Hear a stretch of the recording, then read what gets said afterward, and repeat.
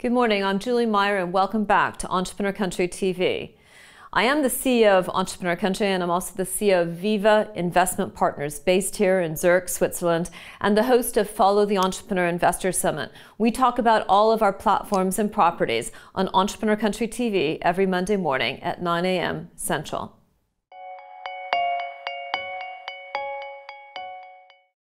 Good morning. Welcome back to Entrepreneur Country TV. This is edition 4, show 4.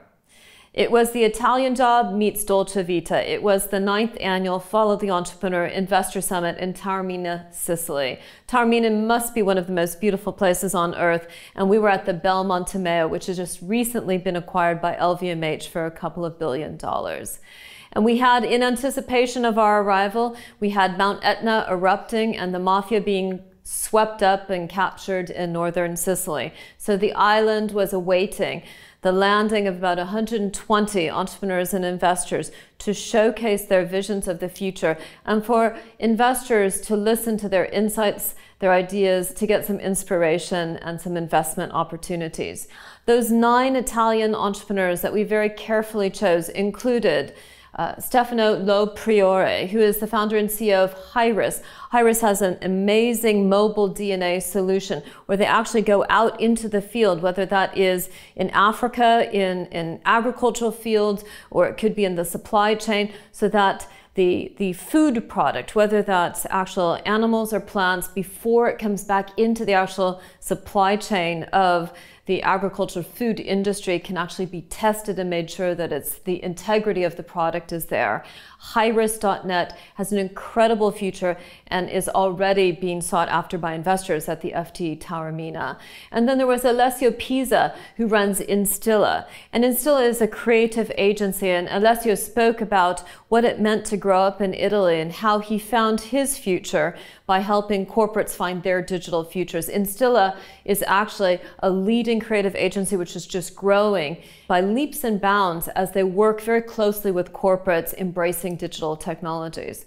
And then, of course, there was Gianfranco Gianelli, the CEO of Octo Telematics, who told us about his company. And Octo Telematics, if you haven't heard of it, a solution, a data player in the insurance industry with over $300 million of revenue based out of Rome, but a global business.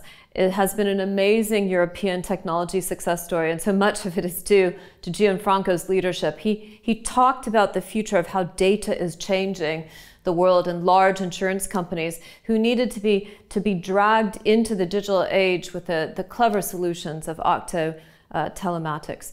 And then, of course, we had Marco Mercante of Oblion, which is building an asset management firm in art. We all hear that art is a new asset class, but it takes clever entrepreneurs like Marco who can actually define where the market is, who are very commercial, who come from that legal financial architecture perspective to really help investors understand how to value and trade art as an asset class. And then we had Tommaso Chiarini, who comes from a family business in the automotive sector and has broken away and not only sold his family business, but created a very successful investment platform, which is investing in new businesses in the AI analytics space, such as DCG. We also had Bruno Pellegrini, who founded Loquius. And Bruno, who has been an entrepreneur, a serial entrepreneur that I've worked with before, has spotted that the market is saturated with video content and that there was a unique opportunity in geo-podcasting so that you could walk, for example, through Rome or Milan or any of the wonderful Italian cities and to be hearing stories about what you were seeing. This is an application which will take the tourism industry by storm. It connects media, local storytelling and experience and tourism, travel and so forth in one application called Loquus in the hands of a fantastic entrepreneur with Bruno Pellegrini. We had David Lombardi, who's the Chief Marketing Officer of Ethereum Labs. David is basically storming the market for their global financial blockchain infrastructure solution. That's a mouthful, but basically what Ethereum do are enabling companies to figure out how to use the blockchain for their financial assets with their infrastructure play. We also had Vincenzo Di Nicolo arrive, who is the CEO of Conio. Conio provide custodial solutions for banks. And they had received 5 years ago investment from Telecom Italia, which is no small feat. But Conio really have hit a market vein by creating Bitcoin wallets in 30 seconds.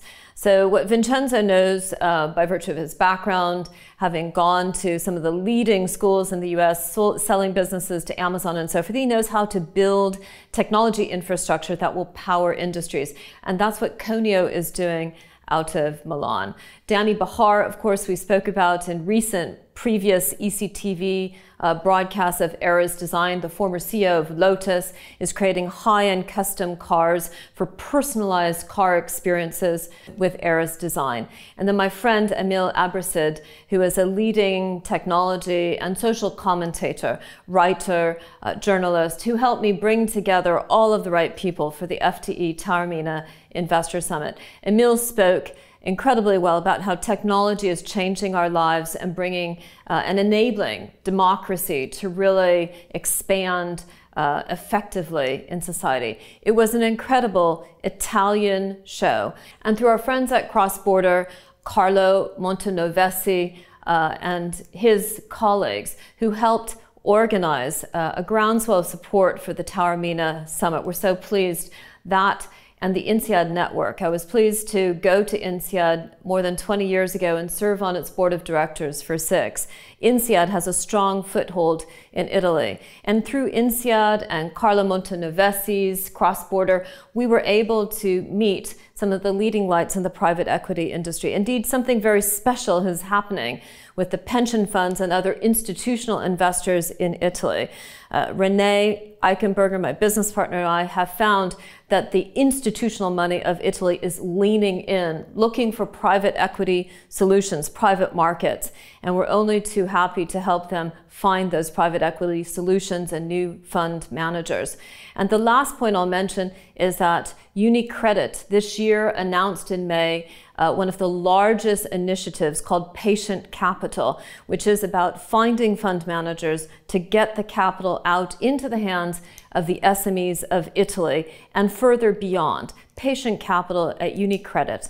Many initiatives in Italy, fantastic entrepreneurs.